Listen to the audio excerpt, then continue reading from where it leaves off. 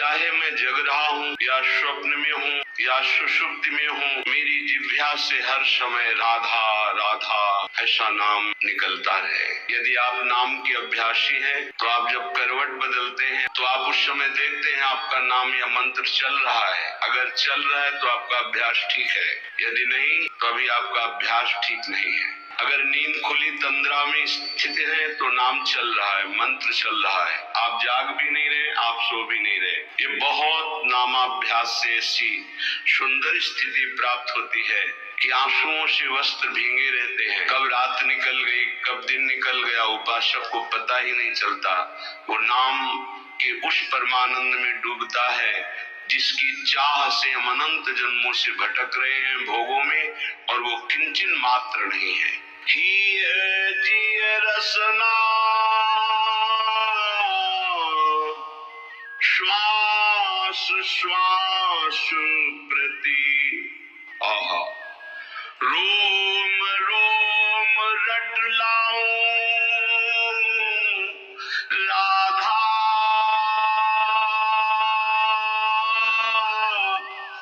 राधा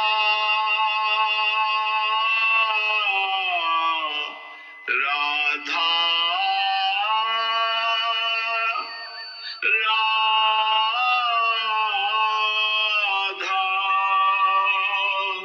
हृदय से, दिल से, जिह्वा से, श्वास श्वास से, रोम रोम से, हे किशोरी जो बस मेरे राधा राधा राधा राधा ऐसा निकले। ये तभी अभ्यास में आएगा। श्वास ही नाम, नाम ही श्वासा, नाम श्वास को भेद मिटावे, तब रोम रोम और रग रग बोले। जब एक भी श्वास आपकी खाली नहीं जाएगी नाम और मंत्र से, तब आपकी मंत्राकार वृत्ति होती, नामाकार वृत्ति होती है।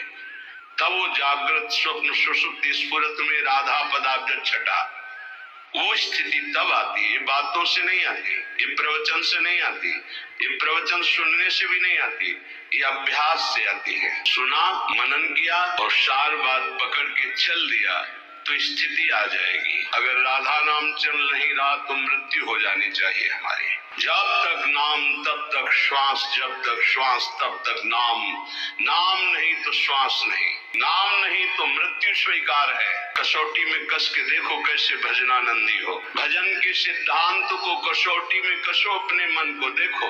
जहाँ एकादश स्कंद श्रीमद् भागवत में लिखा हुआ है कि त्रिभुवन की राज्य लक्ष्मी देने पर भी आधे पल के लिए जो अपने इष्ट का चिंतन नहीं छोड़ता वो महाभागवत है। विचार करके देखो हम क्या है, नाम में हो गए। सच्ची मानिए, सच्ची। उपासक जब तन्मयता पूर्वक नाम का आश्रय लेता है तो नाम उपासक को पकड़ लेता है। ये जो नींद में नाम चलता है, स्वप्न में नाम चलता है, उपासक नहीं जपता, ये नाम पकड़ लेता है उपासक को। ये अंदर की बात है। चाहे वो शौच में हो या अशौच में, दोनों में नाम कभी नहीं रुकता। अपवित्र पवित्रो वा सर्वावस्थांगतो विवाह यह स्मरेत पुंडरीकाक्षम सवायाभ्यंतर शुचि। वायाभ्यंतर से परम पवित्र रहता है जिसकी स्मृति में हर समय नाम चलता है। जिह्वा में, कंठ में, हृदय में, स्मृति में। क्या अद्भुत स्थिति नाम जापक की। कल एक महापुरुष के दर्शन हुए महाराष्ट्र के, रोम रोम से उनके निकल रहा था विठ्ठल विठ्ठल विठ्ठल। ये अपनी अनुभूति कह रहा हूँ। प्रश्न का उत्तर इधर दे रहे थे लेकिन आकर्षण हो रहा था, कोई है महाभागवत यहाँ। तो एकदम दृष्टि दौड़ी, देखा उनका प्रश्न का उत्तर बाद में, पहले संभाषण करेंगे। हमारा सौभाग्य उदय हुआ। ऐसा लग रहा था साक्षात तुकाराम जी पधारे हैं। सच्ची कह रहे, कभी कभी लाडली जी की ऐसी विशेष महती कृपा होती कि ऐसे छुपे हुए महापुरुष कृपा करके दर्शन देते। जो उपाधि रहित है, उपाधि रहित होकर भगवान के वैभव की पूजा हो रही है तो बहुतायत है। लेकिन उपाधि शून्य दैन्य महापुरुष, इनका साक्षात्कार केवल प्रियालाल की विशिष्ट कृपा से होता है। सच्ची मानिए उनके रोम रोम से विठ्ठल विठ्ठल निकल रहा था। वो श्रवणेंद्रिय आपके पास नहीं, वो नेत्रेंद्रिय नहीं जिससे सुन सके। रोमांच हो रहा था। 2 घड़ी तो हमको संभलने में लगे, अपने आपे में आने के। केवल ऐसा बार बार की ऐसी कृपा कैसे हो सकती मुझे अधम पर कि ऐसे महापुरुष मुझे दर्शन दे सकते हैं। वैसे ही साधारण ऐसे बैठे हुए थे। से विट्ठल विट्ठल विट्ठल निकल रहा था। ये तभी होता है जब अभिमान लीन हो जाता है आराध्य देव में, तब रोम रोम रग रग में नाम स्वयं स्फुरित होता है। जनाबाई के कंडों से निकलता था विट्ठल विट्ठल विट्ठल।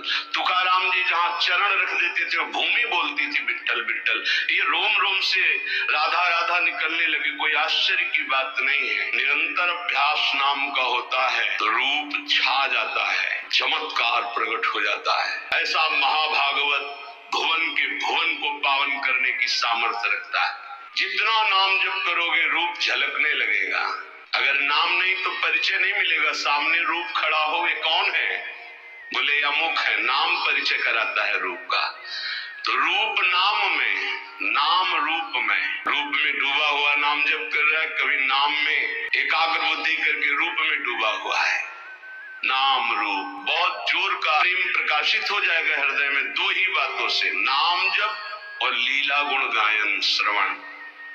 इसी से प्रेम प्रकाशित होता है।